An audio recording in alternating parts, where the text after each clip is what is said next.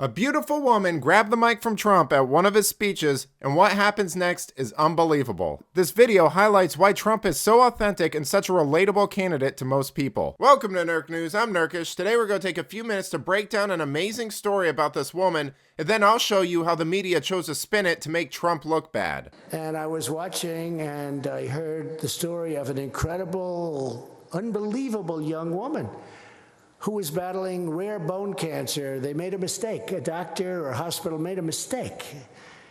She called it it was a medical error.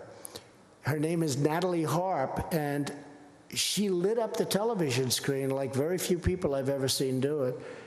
And she talked about how they were preparing her for death. And because of Right to Try, she's now living and I think doing phenomenally well. And somebody said she's here. Are you here, Natalie? Where's Natalie? Will you come up here, please? Come up, Natalie.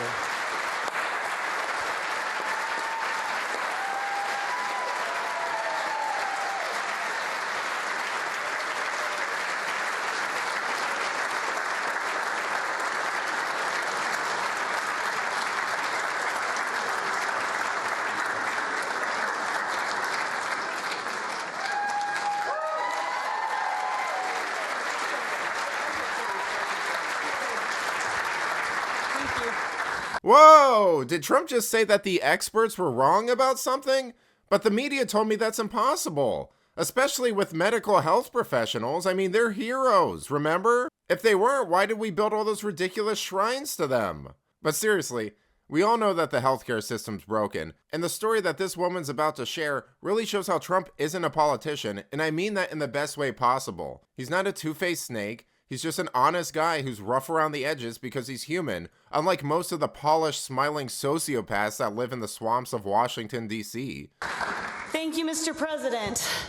You know, we all know the story about the Good Samaritan, but what you don't know is I was that forgotten person on the side of the road, the victim of medical error, the number 3 cause of death under the previous administration, and left to die of cancer. First, the medical establishment, they came by and they saw me there, so they wrote prescriptions for opioids and they walked on.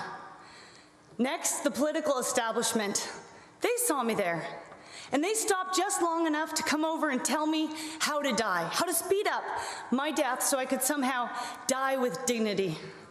But then an outsider, my Good Samaritan, President Donald J. Trump, he saw me there and he didn't walk by, he stopped. And for every single one of us, he gave up his own quality of life so we could live and work and fight with dignity because he believes in survival of the fighters, not the fittest. And so, Mr. President, say you have made a lot of promises to us and you have kept every one of them. So now we're going to make you this promise. Just as you fought for us, forgotten America will never forget how you saw us on the side of the road and you walked over and you picked us up and you made us great again. And now we're going to fight for you, Mr. President. God bless you.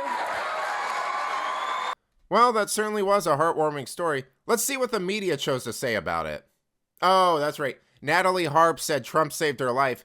Experts doubt that's true. Nice. You know, of all the words liberals overuse and throw around to control people, none has lost its meaning faster than the word expert. Whenever I see it now, I just replace it with opinionated moron. I mean, is there any other group of people who are so consistently wrong about things, but continue to maintain such a high regard in establishment society? I can't think of any. But getting back to the story, I think what this really highlights is how Biden and Trump are perfect reflections of the people who vote for them. You have Trump, who might ruffle some feathers and speaks his mind, but he's a hard worker and he genuinely cares about his country and the people in it. It kind of reminds me of those videos you see sometimes where people are shocked that like a redneck is helping a minority change their tire on the side of the road or something. They're just genuinely good people who have been misrepresented by society. But then you have Biden, whose mental health is, let's say, not great. He spends most of his time avoiding people and confrontation, but when he is in public, he pretends to be this virtuous, compassionate person. Most of the things he says are nonsensical gibberish, even he can't understand. Someone else is clearly making decisions for him, and he's content to let them do that so long as it doesn't rock the boat and he maintains his quality of life. Sounds like it has all the hallmarks of liberalism to me.